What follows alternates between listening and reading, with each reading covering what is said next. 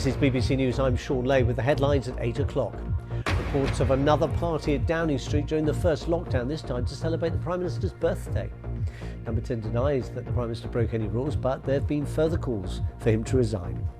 The Prime Minister has already used up 4 different defences to these allegations, and all of them point to a Prime Minister who is not being honest. Does he believe that holding that office as office of the Prime Minister, he is continuing to do what is in the best interest of this country? Meanwhile, Boris Johnson orders an inquiry into an MP's claim that her Muslimness was given as a reason for her sacking as a minister in 2020. Thank you and goodbye. And yet more trouble for the government. A minister publicly resigns in protest at his own government's handling of fraudulent COVID business loans. Today's other main stories: the UK warns Russia invading Ukraine will be a disastrous step as the United States puts thousands of troops on alert for deployment.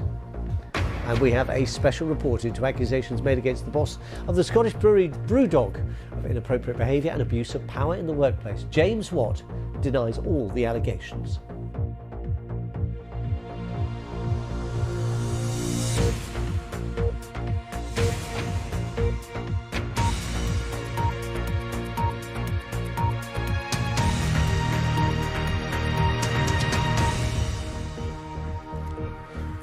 Hello and welcome to BBC News. We begin tonight with further allegations made against Boris Johnson about social events in Downing Street during the first COVID lockdown back in 2020.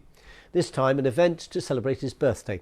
ITV News reported this evening that on the 19th of June in 2020, 30 people, including staff members at Downing Street, gathered together in the Cabinet Room at number 10 to mark the Prime Minister's birthday in a surprise event organised by his wife Carrie.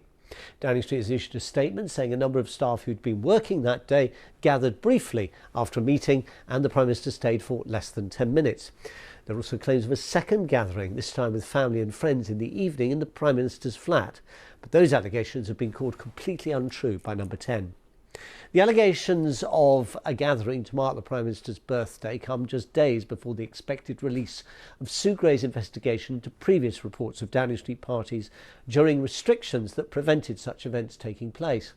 And on the day that the Prime Minister had to announce an inquiry into Muslim Conservative MP's claims that she was sacked as a government minister, in part because of her religion, and just hours after a government minister publicly resigned at the dispatch box in the House of Lords in protest at his own government and his own department's handling of COVID fraud. Let's join our political correspondent Chris Mason.